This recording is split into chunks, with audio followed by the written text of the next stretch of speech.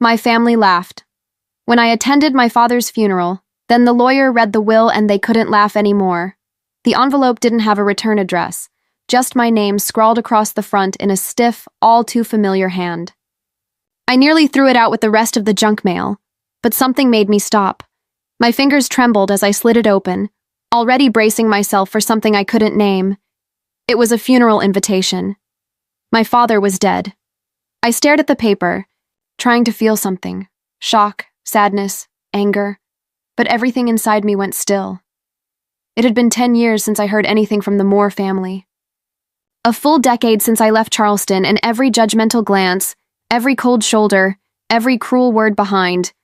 They'd made it clear I wasn't one of them anymore. I still remember the day I walked away. Caleb was just a baby, strapped into the backseat of my car while I drove with a busted lip and a suitcase full of baby clothes. I'd finally left the man who had broken more than bones, and instead of shelter, my father gave me shame. "You made your bed," he said. And that was it, but I didn't fall apart. I built a new life for us in Savannah. Quiet, small, but safe. I got a job shelving books at the library, read bedtime stories to Caleb, learned how to breathe again. And even though my father never reached out, never apologized, never asked, I still sent money. Every month, through old Mr. Gerald next door, I made sure he had what he needed. I never told anyone, especially not Caleb. Now I held this letter in my hands, and all I could think was, why now? Why invite the daughter you cast aside? Caleb must have seen my face because he came up beside me and said quietly, "You going to go?" I didn't answer. My throat was too tight. I just stared at the words on that crisp white paper. Then he added, "Maybe he left more than a will, Mom. Maybe he left something for you." I looked at my son, my anchor, my witness, and something in me shifted. I didn't know what I was walking into, but I knew this. If there was anything left to be said, I needed to hear it. So I folded the letter, packed my bags, and got ready to return to the place I swore I'd never see again. The chapel was smaller than I remembered, wooden beams overhead, stained glass muted by a gray Charleston sky. It should have felt sacred, but the air inside was heavy, sour with old perfume and even older resentment. I stepped through the double, doors with Caleb beside me, his small hand tucked tight into mine. Heads turned before we'd made it halfway down the aisle. Whispers flared like sparks. Some didn't bother hiding their surprise. Others just stared like they were watching a ghost. And then I saw them. Lindsay and Mark stood near the front. Black clothes tailored to perfection, grief applied like makeup, just enough to be noticed, not enough to smear. Lindsay's eyes locked on mine first, a flicker of disbelief. Then her lips curved, slow and sharp. "Well, well," she said under her breath, loud enough for the pews around her to catch every word. "Guess the prodigal daughter thinks there's money left." Mark let out a quiet chuckle, but his eyes didn't hold humor. Only judgment, the same kind I grew up with. I didn't answer. I just kept walking, eyes forward, spine straight, even though everything in me wanted to turn around and bolt. I found a seat at the far end of the last pew, back row, as far from them as I could get. I didn't come for them. I didn't come for drama. I came to say goodbye. Caleb slid in beside me, clutching my hand tighter. I could feel his fingers trembling. I leaned down slightly, whispered, "It's okay, baby. We're just here to sit." But I knew it wasn't okay. Not really. From up front, the preacher cleared his throat. The service began. Prayers. A few. Shaky eulogies. The kind of polite mourning that sounds rehearsed, hollow. My name wasn't mentioned once. No one even acknowledged I was his daughter. They skipped from childhood memories straight to Lindsay's tireless care, Mark's business trips home to help manage things. The narrative was neat, tidy, edited. My father had died the way he lived, with a story that left me out. Caleb leaned, his head against my shoulder, quiet and still. I stared ahead, but my ears burned with every sideways glance, every snicker hidden behind a tissue. I wasn't crying. But not because I didn't want to. I'd just done all my crying years ago. When the service ended, people began to file out. A few walked past me without a glance. One older cousin offered a stiff nod, then looked away. Lindsay brushed past like I didn't exist. Mark followed, stopping just long enough to look me in the eye. "Didn't think you had the guts to show up," he murmured. I met his gaze without flinching. "Neither did I," he smirked. "Don't get comfortable. It's not your story anymore." He turned and walked off, and I sat frozen in that pew, Caleb's head still resting against me, my hand wrapped around his like it was the only real thing in the room. They didn't know I wasn't there to be in the story. I was there to finish it. The Moore family home hadn't changed. Same white columns, same red brick, same ivy curling up the porch like it was choking something beneath. But stepping through the front door after 10 years felt like walking into a freezer. Cold. Sterile. Silent in all the wrong ways. The guests had already begun to gather. Cousins, old neighbors, a few business partners. I recognized most of the faces, though none of them looked at me directly. Their conversations dropped to whispers when I entered the room, but I could feel every sideways glance like a pinprick to the skin. Lindsay stood near the fireplace, swirling. White wine in a crystal glass like it was a celebration, not a funeral. Mark leaned casually beside her, one hand tucked into his blazer pocket, the other holding a matching glass of red. They looked more like hosts at a cocktail party than children mourning their father. When they saw me enter with Caleb, Mark's mouth twisted into a grin. "Well, this won't take long," he said, loud enough for half the room to hear. She got cut out years ago. A few people chuckled uncomfortably. Others turned away like they'd just remembered something very important on the far wall. I didn't respond. There was nothing to say. I kept my coat on, even though the fire was crackling. Caleb stayed close to my side, his small fingers clutched tightly around mine. He didn't say a word, but I could feel his eyes scanning the room, watching every movement, reading the tension the way only a child who's lived through silence and storm knows how. We took a seat near the back of the parlor, far from the hearth and the wine. I glanced around, soaking in the framed photos that still lined the walls. Lindsay in college, Mark on a boat, family vacations to Hilton Head. Not a single picture of me. Not even from when we were kids. I wasn't surprised. I'd been erased with precision. Lindsay caught my eye and smiled. Not a kind smile, a territorial one. Like I'd stepped into her kingdom uninvited. "You can sit if you want, Rachel," she said sweetly. "But don't expect a chapter." I gave her nothing. Caleb looked up at me then, and I saw it in his face. Not fear, not confusion. Focus. As if he was waiting, like something important hadn't happened yet, and somehow I knew he was right. The room fell into an awkward hush when the front door creaked open again. Thomas Dawson stepped in like a man who knew exactly what kind of mess he was walking into. Same crisp gray suit, same leather briefcase. But this time, he carried something else too. A small cedar box, polished smooth and clutched tight under one arm. Lindsay barely looked up from her wine. Mark glanced at his watch like he had somewhere better to be. "Thank you all for being here," Mr. Dawson said, his voice low but commanding. "Per Mr. Moore's instructions, we'll begin with a video message before moving on to the formal reading." The air in the room shifted, tightened. "A video?" Lindsay scoffed, already irritated. "Can't we just get to the will? We all know what it says." Mark nodded. "Yeah, let's not drag this out. Some of us have flights." But Mr. Dawson didn't flinch. He walked past them calmly and set the cedar box on the coffee table in front of the fireplace. Then he placed his briefcase next to it and began to open the latches. "It was your father's express wish," he said, "that this be viewed before any legal matters are addressed." Lindsay rolled her eyes. Mark muttered something under his breath. A few cousins leaned forward, curiosity piqued in spite of themselves.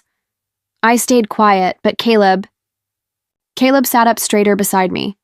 His grip on my hand loosened just slightly. I looked down at him, and his face, soft, open, was lit with something quiet but unmistakable. Hope. He didn't say a word, but I could feel it radiating from him, like he already knew. Like he'd been waiting for this moment longer than I had.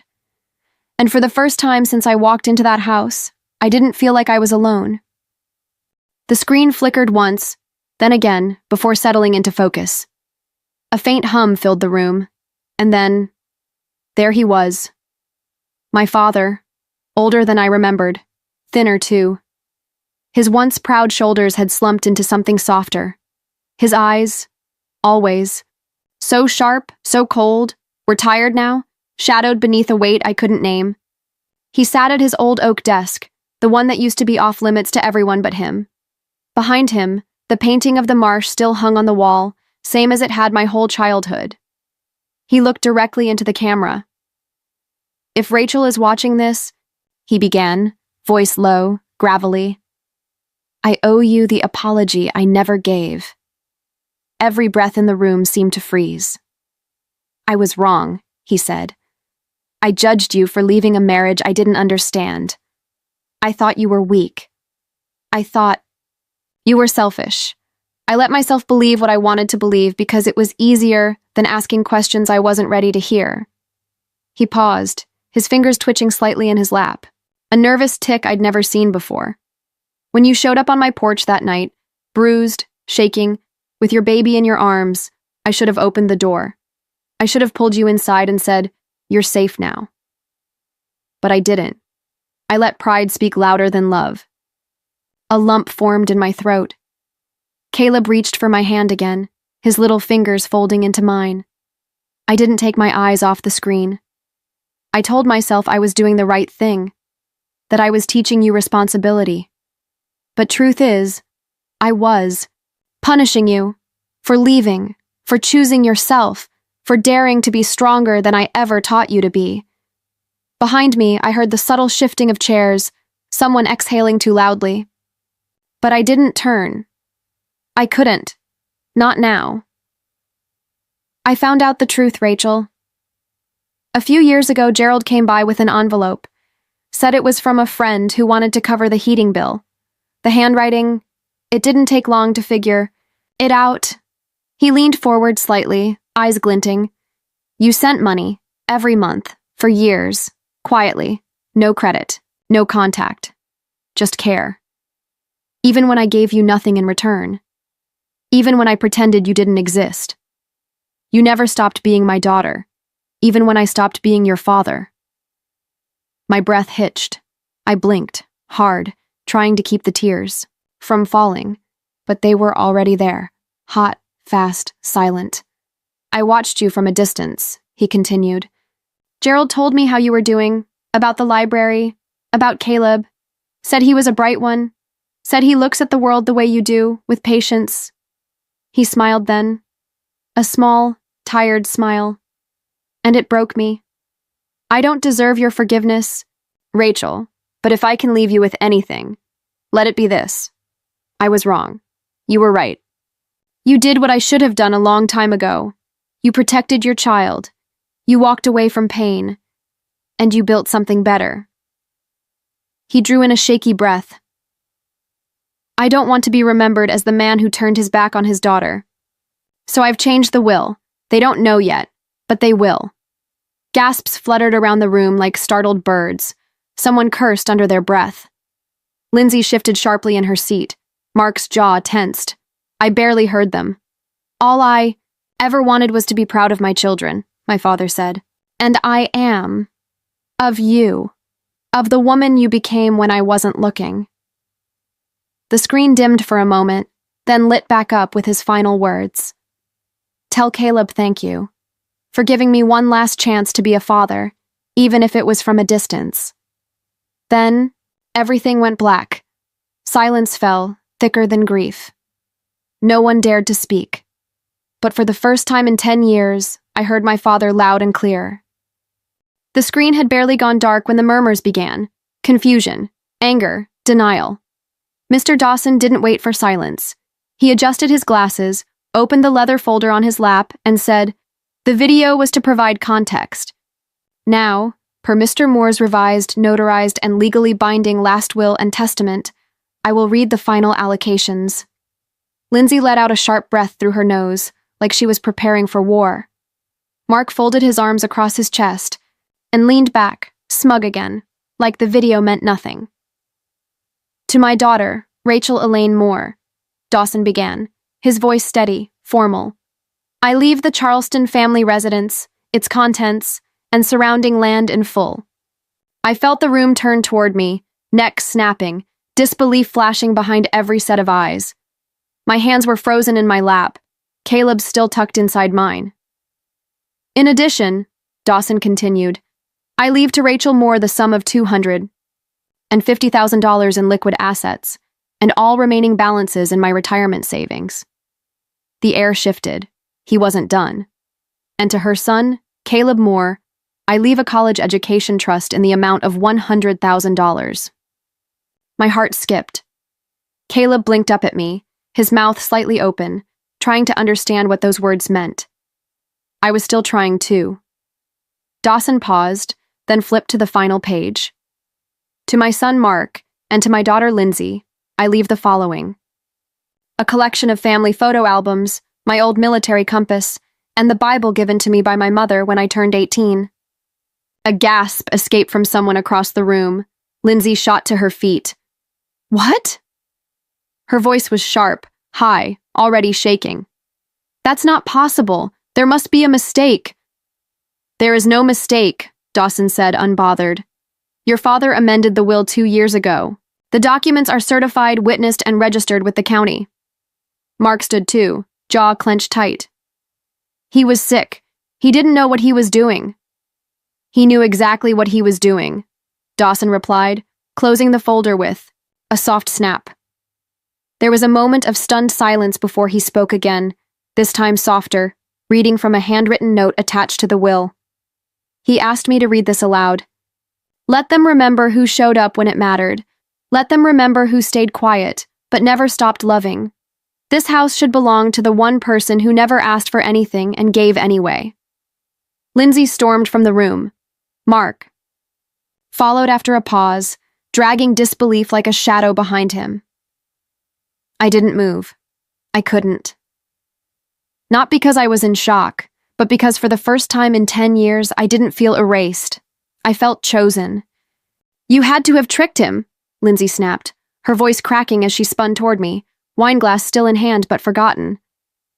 There's no way he would have changed the will on his own. You must have. She stopped short, the accusation choking itself in her throat. I stood still. I didn't need to say a word. The video had already said everything. You manipulated him, she said again, louder this time, her face flushed with rage. After everything you did to this family, you waltz back in here and act like some silent saint? This is pathetic. Caleb flinched beside me, and I rested a hand on his shoulder. He didn't need protecting. I just needed to remind myself that I was still grounded, still here. Mark stepped forward now, voice low but seething. We'll challenge it. There's no way this holds. He wasn't well. He was confused. Mr. Dawson didn't blink. Your father's will was amended 2 years before his health declined. He was of sound mind. It's witnessed, notarized, and on file with the court. There is no legal ground for dispute. Mark opened his mouth to argue again, but stopped when he saw Dawson's calm stare. The kind of stare that came with decades, in courtrooms and zero patience for entitled theatrics. Around us, the rest of the room had gone still. Some of the cousins were whispering now, others slipping out through the side door, coats clutched awkwardly, faces turned away from mine. No one wanted to look me in the eye. Not out of hatred this time, but out of something closer to guilt. Maybe shame. Lindsay's breathing had turned uneven. She looked like she didn't know whether to cry or scream. Her hands shook as she sat, the wineglass down too hard on the sideboard. This is a joke, she muttered. It's a damn joke. She turned and walked out without another word. Mark followed a few seconds later, his jaw clenched so tightly I thought it might crack, and just like that, the room emptied. They thought they'd buried me 10 years ago, but I was still here, and now they were the ones running. The room was quiet now. Not awkward quiet, not tense, but still. Settled. I stayed where I was for a long moment, Caleb beside me, his small hand resting in mine. His grip had loosened, but he hadn't let go. Neither had I. No one else was left in the room. The murmur of retreating voices had faded down the hall. Doors clicked shut. Footsteps disappeared. I rose slowly and walked toward the corner of the room, where the old leather reading chair sat tucked beneath the bay window. It was still there, unchanged, faded at the arms, creaking at the joints, worn into the shape of the man who once called it his throne. I stared at it for a second, then reached down and gently brushed my fingertips along the top edge. "Goodbye, Dad," I whispered. "I forgive you." The words didn't catch in my throat. They didn't burn or twist, they just landed, like they had been waiting too. Behind me, Caleb didn't speak. He didn't need to. The fireplace crackled softly, casting a warm orange glow over the room. The photographs on the mantel, the worn floorboards, even the air. It all felt different.